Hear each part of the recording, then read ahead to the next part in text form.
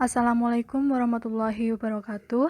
Kami dari kelompok 7 yang beranggotakan Riris Atifa NPM 19 10 10 40 43, Lutfi Siti Nur Fadilah NPM 19 10 10 40 46, Alia Firdawati NPM 19 10 10 40 91, Tanaya Pawestri NPM 19 10 10 4107, dan saya Sonyadiah Pradita NPM 19 10 10 40 94 akan mempresentasikan materi tentang penyajian laporan keuangan syariah dan akuntansi transaksi murabahah. Penyajian laporan keuangan syariah. PSAK 101 mengatur tentang penyajian laporan keuangan syariah. PSAK 101 merupakan penyempurnaan dari PSAK 59 Akuntansi Perbankan Syariah tahun 2002 yang mengatur tentang penyajian dan pengungkapan laporan keuangan bank syariah. PSAK 101 mengatur penyajian dan pengungkapan laporan keuangan untuk tujuan umum untuk entitas syariah yang selanjutnya disebut laporan keuangan, agar dapat dibandingkan baik dengan laporan keuangan entitas syariah periode sebelumnya maupun dengan laporan keuangan entitas syariah lain. Alasan pentingnya penyusunan standar tentang penyajian laporan keuangan bagi bank dan laporan keuangan syariah antara lain untuk mengidentifikasi konsep dan metode penyajian laporan keuangan yang dilakukan oleh beberapa perbankan Islam di dunia. Para pemegang saham Muslim, deposan, dan konsumen perbankan Islam cenderung memiliki keyakinan yang lebih baik dalam menggunakan jasa perbankan Islam, karena merasa bahwa perbankan Islam mampu memenuhi keinginannya untuk mendapatkan keuntungan dalam berinvestasi, tentunya dengan cara yang sesuai dengan prinsip syariah. Selanjutnya, ruang lingkup pengaturan PSAK 101.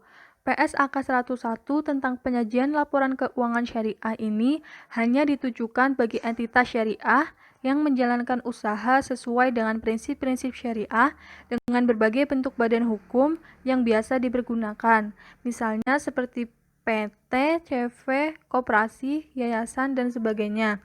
Namun demikian, harus secara jelas mencantumkan dalam anggaran dasarnya bahwa usahanya itu didasarkan pada prinsip-prinsip syariah, dan kegiatan operasionalnya harus dipertanggungjawabkan dalam bentuk laporan keuangan. PSAK 101 memberikan keleluasaan bagi entitas nirlaba syariah, entitas sektor publik, pemerintah, dan entitas syariah lainnya yang akan menerapkan standar ini agar melakukan penyesuaian terhadap deskripsi beberapa pos yang terdapat dalam laporan keuangan dan istilah laporan keuangan itu sendiri, serta dapat menyajikan komponen-komponen tambahan dalam laporan keuangan. Berikutnya ada tujuan penyajian laporan keuangan. Laporan keuangan adalah suatu penyajian terstruktur dari posisi keuangan dan kinerja keuangan dari suatu entitas syariah. Tujuan laporan keuangan adalah untuk memberikan informasi tentang posisi keuangan, kinerja, dan arus entitas syariah yang bermanfaat bagi sebagian besar kalangan pengguna laporan dalam rangka membuat keputusan-keputusan ekonomi serta menunjukkan pertanggungjawaban manajemen atas penggunaan sumber-sumber daya yang dipercayakan kepada mereka. Dalam rangka mencapai tujuan tersebut, suatu laporan keuangan menyajikan informasi mengenai entitas syariah yang meliputi aset, kewajiban, dana syirkah temporer, ekuitas, pendapatan dan beban, termasuk keuntungan dan kerugian, arus kas, dana zakat, dan dana kebajikan.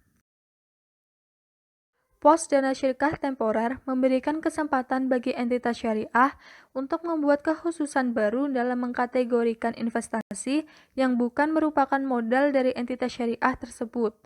Pemegang rekening tabungan dan deposito mudhorobah mutlakah tidak dikategorikan sebagai pemodal, hanya berhak atas bagi hasil entitas syariah, namun tidak memiliki hak suara dalam menentukan kebijakan entitas tersebut. Untuk penyajian informasi pengelolaan dana zakat disusun dengan memasukkan pendapatan zakat dari berbagai sumber dan menyajikan penyaluran dana bagi kelompok-kelompok yang berhak menerima zakat sesuai dengan ketentuan Quran Surat At-Taubah ayat 60. Informasi dana kebajikan esensinya hampir sama dengan pengelolaan dana zakat. Bedanya, sumber dana zakat adalah sumber dana yang wajib dikeluarkan, sedangkan dana kebajikan bersumber diantaranya dari sumber yang secara sukarela dikeluarkan atau sumber lain yang khusus serta tidak memiliki ketentuan yang spesifik dalam penyaluran dananya, seperti penyaluran dana zakat. Pendapatan dana kebajikan bisa diperoleh dari infak, sedekah, wakaf, denda, maupun pendapatan non-halal, yaitu pendapatan yang berasal dari sumber yang tidak diinginkan, diterima oleh entitas syariah namun secara sistem tidak bisa ditolak.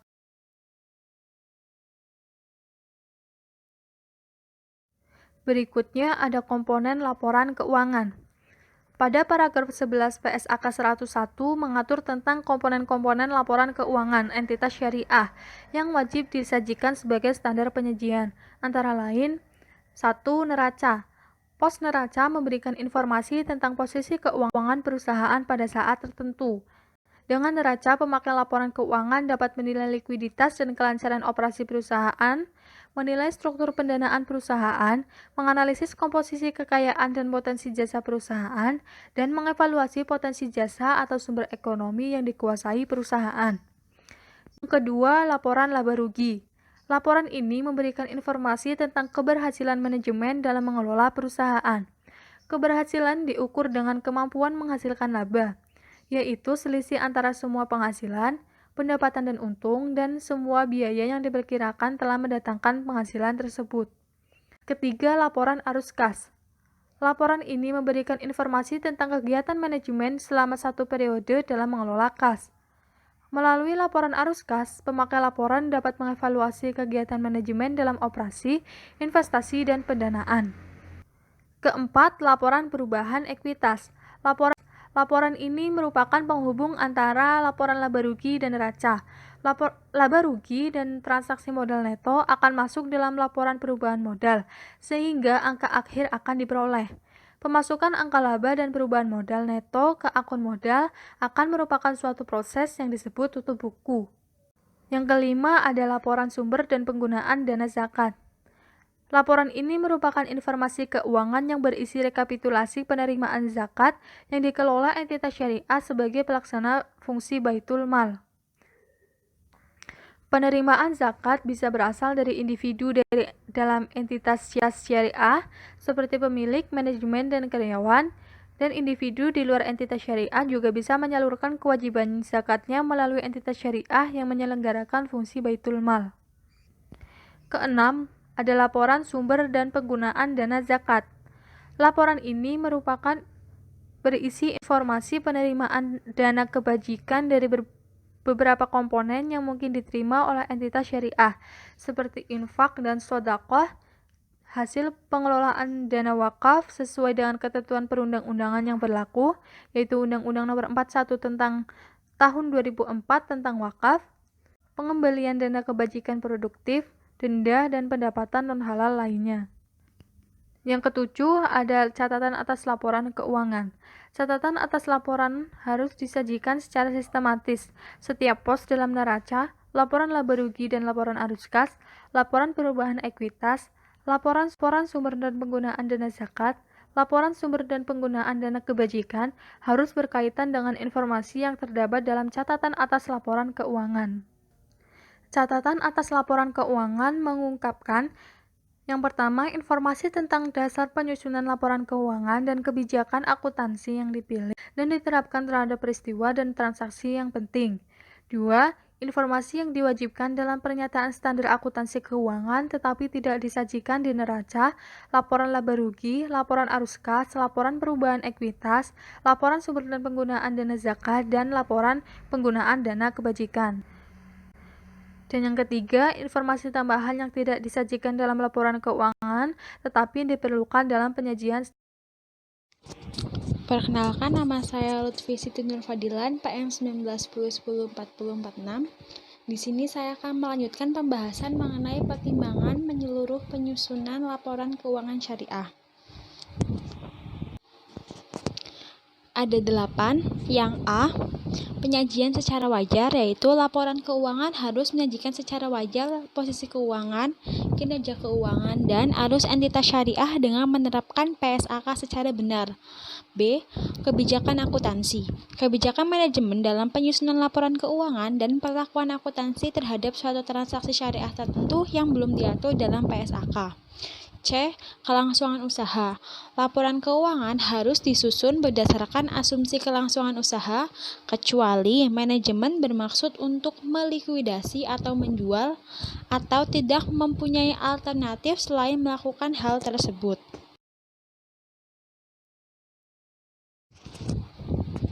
Kemudian D. Dasar akrual. Entitas syariah harus menyusun laporan keuangan atas dasar akrual, kecuali laporan arus kas dan perhitungan pendapatan untuk tujuan pembagian hasil usaha. Dalam perhitungan pembagian hasil usaha didasarkan pada pendapatan yang benar-benar terjadi. Yang E. Konsistensi penyajian. Penyajian dan klasifikasi pos-pos dalam laporan keuangan antar periode harus konsisten kecuali yang pertama, terjadi perubahan yang signifikan terhadap sifat operasi entitas syariah atau perubahan penyajian akan menghasilkan penyajian yang lebih tepat atas suatu transaksi, atau yang kedua, perubahan tersebut diperkenankan oleh PSAK atau interpretasi dari PSAK. F. Materialitas dan agregasi. Informasi dianggap material jika dengan tidak diungkapkannya informasi tersebut dapat mempengaruhi pengguna laporan keuangan dalam pengambilan keputusan ekonomi.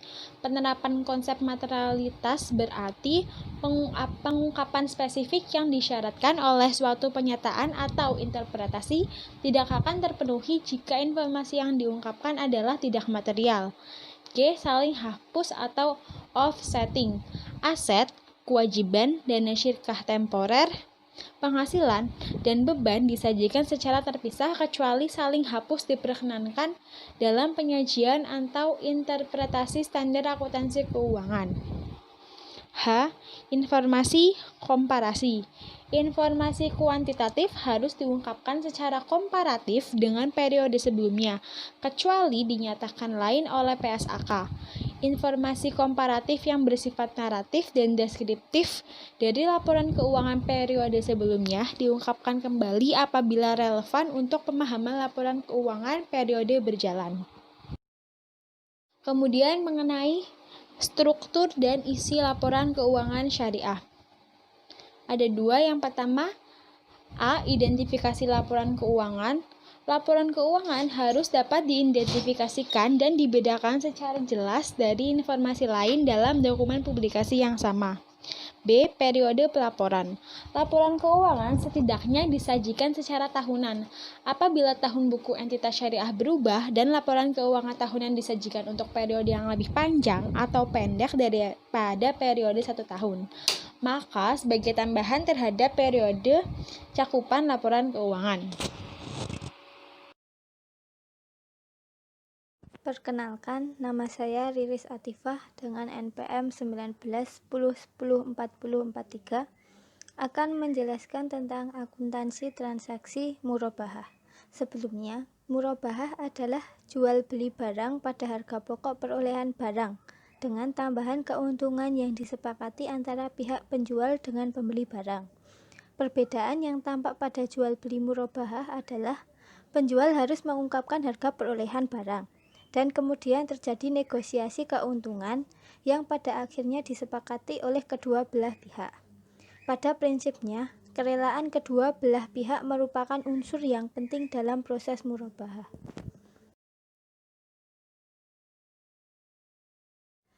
Mekanisme yang dilakukan dalam transaksi murabahah yang dilakukan di sektor perbankan syariah adalah sebagai berikut. 1. Bank bertindak sebagai penjual, sementara nasabah sebagai pembeli. Harga jual adalah harga beli bank dari produsen, yaitu pabrik atau toko, ditambah dengan keuntungan.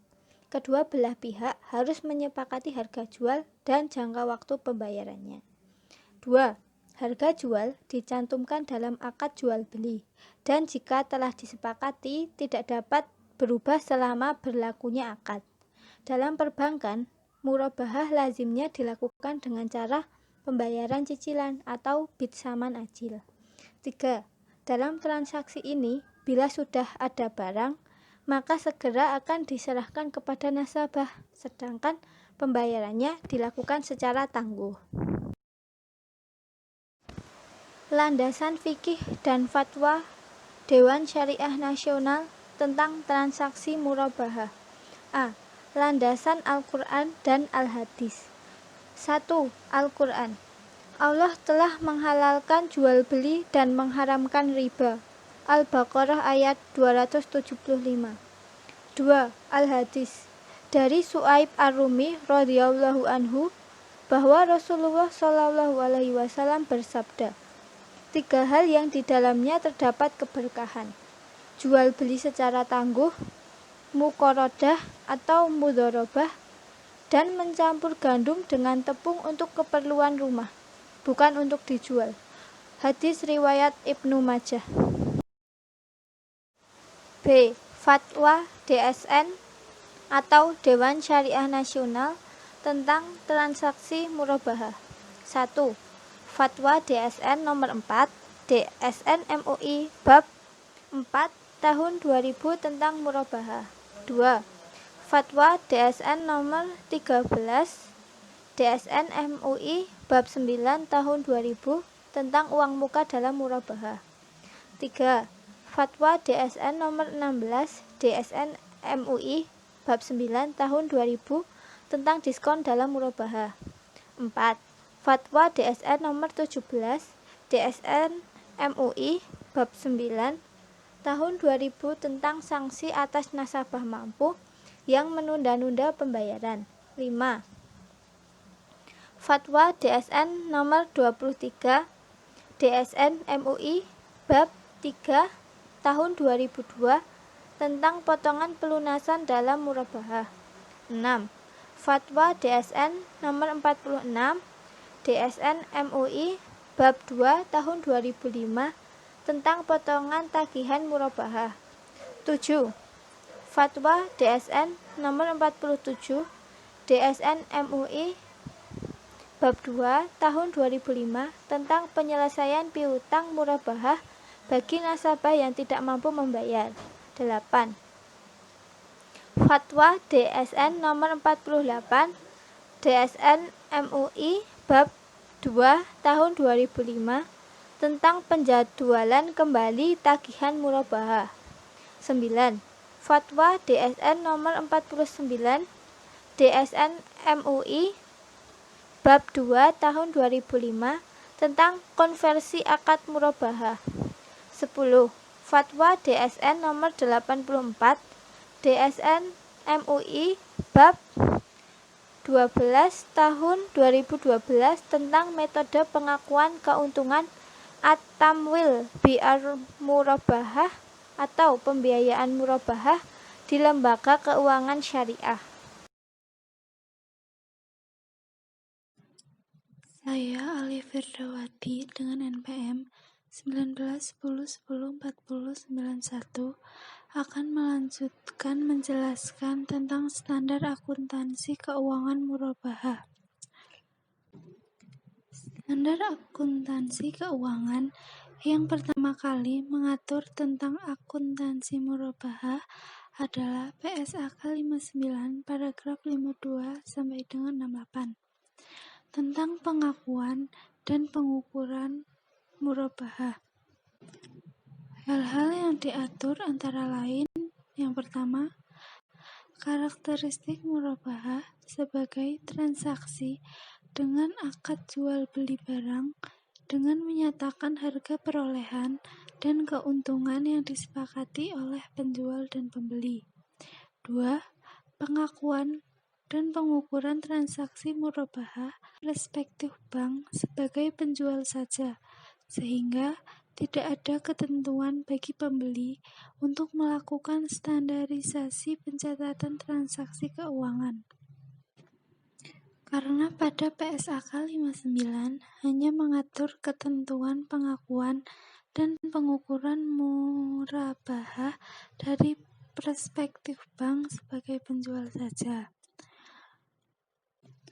Maka pada PSAK 102 tentang akuntansi murabahah sebagai bagian PSAK syariah merupakan penyempurna dari PSAK 59 akuntansi perbankan syariah yang mengatur mengenai murabahah.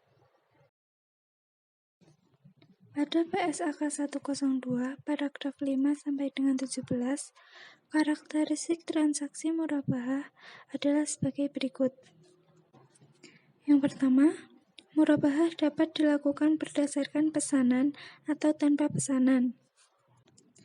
Dalam murabahah berdasarkan pesanan, penjual melakukan pembelian barang setelah ada pemesanan dari pembeli. 2. Murabahah berdasarkan pesanan dapat bersifat mengikat atau tidak mengikat pembeli untuk membeli barang yang dipesan. Nah, dalam murabahah pesanan mengikat, pembeli tidak dapat membatalkan pesanannya. Ketiga, pembayaran murabahah dapat dilakukan secara tunai atau tangguh. Pembayaran tangguh adalah pembayaran yang dilakukan tidak pada saat barang diserahkan kepada pembeli, tetapi pembayaran yang dilakukan dalam bentuk angsuran atau sekaligus pada saat tertentu. Yang keempat, akad murabahah memperkenankan penawaran harga yang berbeda untuk cara pembayaran yang berbeda sebelum akad murabahah dilakukan. Yang kelima, harga yang disepakati dalam murabahah adalah harga jual, sedangkan biaya perolehan harus diberitahukan. Yang keenam, diskon atas pembelian barang yang diterima oleh penjual setelah akad murabahah disepakati diperlakukan sesuai dengan kesepakatan dalam akad tersebut. Dan masih banyak lagi karakteristik transaksi murabahah yang lainnya. Selanjutnya, pedoman pencatatan dan pelaporan akuntansi transaksi murabahah. Rukun dari transaksi murabahah. Yang pertama, pihak yang berakad, ada penjual dan pembeli. Yang kedua, objek yang diakadkan, barang yang diperjualbelikan, dan harga. Yang ketiga, akad, yaitu serah terima atau ijab dan qabul. Syarat-syarat dalam transaksi murabahah. Yang pertama, pihak yang berakad harus cakap hukum dan sukarela, tidak dalam keadaan dipaksa atau terpaksa, dan di bawah tekanan. Kedua, objek yang diperjualbelikan. Yang poin pertama, tidak termasuk yang diharamkan atau terlarang. Yang kedua, bermanfaat.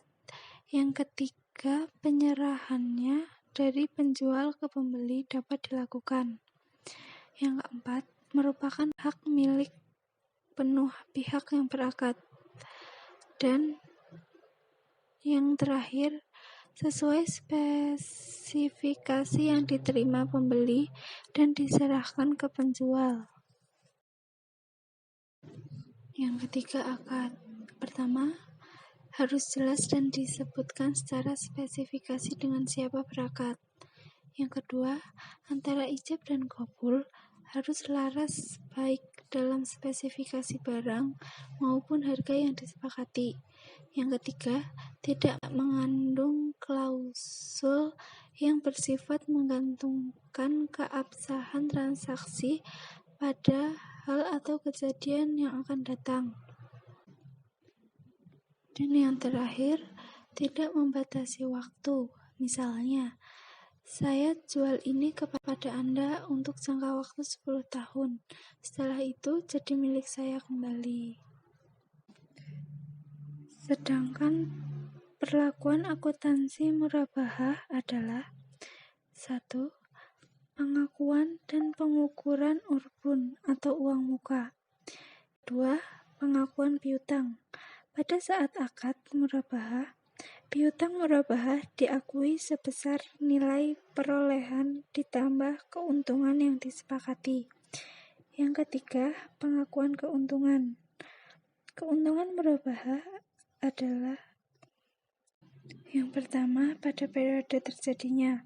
Apabila akad berakhir pada periode laporan keuntungan yang sama, atau selain periode akad secara proporsional, apabila akad melampaui satu periode laporan keuangan. Yang keempat, pengakuan potongan pelunasan dini diakui dengan menggunakan salah satu metode. Yang kelima, pengakuan denda. Denda diakui sebagai dana kebajikan pada saat diterima. Keenam, pada akhir periode, piutang usaha disajikan berdasarkan nilai bersih yang dapat direalisasikan. Yang ketujuh, pada akhir periode, margin murabahah disajikan sebagai pahlawan piutang murabahah. Untuk slide selanjutnya ada jurnal dasar. Jurnal untuk pembayaran uang muka kepada supplier atau penjual membeli dari supplier. Jurnalnya, uang muka kepada supplier debit dan kas di kredit. Jurnal berikutnya, jurnal saat perolehan barang murabahah. Persediaan atau aktiva murabahah debit, uang muka kepada supplier kredit, dan kas kredit. Jurnal pada saat dibatalkan, sebagian uang muka diterima kembali. Kas debit, beban operasional debit, uang muka kepada pemasok kredit. Selanjutnya, jurnal bila terjadi penurunan nilai aktiva karena usang, rusak, atau kondisi lainnya. Jurnalnya, kerugian penurunan nilai aktiva murabahah debit, persediaan atau aktiva murabahah kredit. Selanjutnya, jurnal untuk terjadi kenaikan nilai wajar persediaan melebihi harga perolehan, maka keuntungan hanya boleh diakui pada saat direalisasi. Murabahah pesanan atau murabahah tanpa pesanan tidak mengikat terjadi penurunan nilai wajar persediaan di bawah harga perolehannya. Jurnalnya, beban penurunan nilai aktiva murabahah debit, selisih nilai persediaan atau aktiva murabahah kredit. Selanjutnya, jurnal pada saat penjualan kepada pembeli. Yang pertama, pembayaran secara tunai. Jurnalnya, kas di debit, pendapatan margin murabahah kredit, pendapatan atau aktiva murabahah kredit. Yang kedua, pembayaran secara angsuran. Jurnalnya, piutang murabahah debit, margin murabahah tangguhan kredit, persediaan atau aktiva murabahah kredit. Selanjutnya, jurnal urbun atau uang muka. A.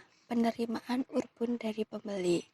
Jurnalnya, kas atau rekening pembeli debit, titipan uang muka pembeli kredit. Selanjutnya, jurnal urbun. Yang kedua, jika pembatalan pesanan pengembalian urbun kepada pembeli setelah dikurangi beban atau kerugian jika ada, dan urbun lebih besar daripada beban atau kerugian. Jurnalnya, titipan uang muka pembeli atau urbun di debit, pembelian atau kekurangan kredit, dan kas kredit. Yang ketiga, pembatalan pesanan jika pengembalian urbun kepada pembeli setelah dikurangi beban atau kerugian jika ada, dan urbun lebih kecil daripada beban atau kerugian. Jurnalnya, titipan uang muka pembeli debit, piutang kepada pembeli debit, beban atau kerugian kredit. Yang keempat, apabila murabahah jadi dilaksanakan, jurnalnya titipan uang muka pembeli atau urbun di debit dan piutang kepada pembeli di kredit. Selanjutnya, jurnal pada saat penerimaan angsuran pembelian. Jurnalnya kas di debit, margin murabahah tangguhan debit, piutang murabahah kredit, pendapatan margin murabahah kredit. Jurnal saat terjadi tunggakan angsuran. Yang pertama, pada saat pengakuan pendapatan. Jurnalnya piutang murabahah jatuh tempo di debit, margin murabahah tangguhan debit, pendapatan margin murabahah kredit, dan piutang margin murabahah kredit. Yang kedua, pada saat penerimaan angsuran tunggakan. Jurnalnya kas berada di debit dan piutang murabahah jatuh tempo berada di kredit. Selanjutnya, jurnal pemberian potongan pelunasan dini. A. Jika pada saat penyelesaian, bank mengurangi piutang murabahah dan keuntungan murabahah. Jurnal yang pertama, margin murabahah tangguhan berada di debit dan piutang murabahah sebesar potongan berada di kredit. Untuk jurnal yang kedua, kas berada di debit, margin murabahah tangguhan di debit, pendapatan margin murabahah kredit, dan piutang murabahah kredit. B. Jika setelah penyelesaian, bank terlebih dulu menerima pelunasan piutang murabahah dari nasabah, kemudian bank membayar mukasoh kepada nasabah dengan mengurangi keuntungan murabahah. Jurnalnya kas di debit, margin murabahah tangguhan debit, pendapatan margin murabahah kredit, dan piutang murabahah kredit. Jurnal yang kedua, beban mukasoh debit dan kas sebesar potongan kredit. Selanjutnya, jurnal penerimaan denda apabila nasabah melanggar perjanjian dengan sengaja. Jurnalnya kas berada di debit dan rekening dana kebajikan berada di kredit.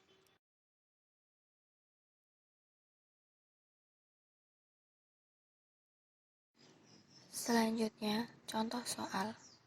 Tuan Raffi mengajukan pembiayaan untuk mendapatkan atau membeli mobil Kijang Innova. Tuan Raffi memiliki uang untuk DP sebesar 50 juta rupiah dan akan ditandatangani tanggal 1 Agustus 2011. Pada tanggal 5 Agustus 2011, Bank Syariah Risalah Muhammad membelikan mobil yang dibutuhkan Tuan Raffi dengan total kos 150 juta rupiah. Mobil diserahkan kepada Tuan Raffi tanggal 7 Agustus 2011.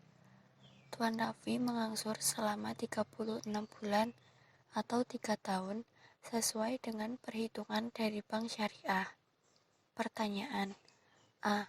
Apabila bank mengenakan margin 10% per tahun, buatlah perhitungan angsuran per bulan bagi Tuan Raffi. B. Buatlah jurnal transaksi yang dibutuhkan oleh Bank Syariah dan Tuan Raffi. A. Perhitungan angsuran per bulan oleh Bank Syariah Risalah Muhammad. Harga pokok mobil sebesar 150 juta dikurangi dengan uang muka yang dibayar nasabah sebesar 50 juta rupiah sama dengan 100 juta rupiah yang dibayar oleh bank. Margin laba bank sama dengan 3 dikali 10% dikali 100 juta rupiah sama dengan juta rupiah. Harga jual bank sama dengan 100 juta rupiah ditambah 30 juta rupiah sama dengan 130 juta rupiah. Perhitungan angsuran. Harga pokok sama dengan 150 juta rupiah ditambah margin murabahah sebesar 30 juta rupiah sama dengan harga jual bank sebesar 80 juta rupiah dikurangi dengan pembayaran pertama sebesar 50 juta rupiah sama dengan sisa angsuran sebesar 130 juta rupiah. Pertama, angsuran pembiayaan per bulan Tuan Raffi sebesar 130 juta rupiah dibagi 36 bulan sama dengan 3.611.111 rupiah. Yang kedua, angsuran margin per bulan sebesar 30 juta rupiah dibagi 36 bulan sama dengan 833.333 rupiah. Yang ketiga, angsuran Tuan Raffi disetahunkan 12 dikali 3.611.111 rupiah sama dengan 43.333.332 rupiah. Yang keempat, angsuran margin disetahunkan 12 dikali 833.333 rupiah sama dengan 9.999.996 rupiah. Selanjutnya, jurnal transaksi oleh Bank Syariah dan Tuan Raffi. Yang pertama, pada saat Bank Syariah membeli barang dari supplier secara tunai, jurnalnya persediaan murabahah debit sebesar 150 juta rupiah, kas kredit sebesar 150 juta rupiah.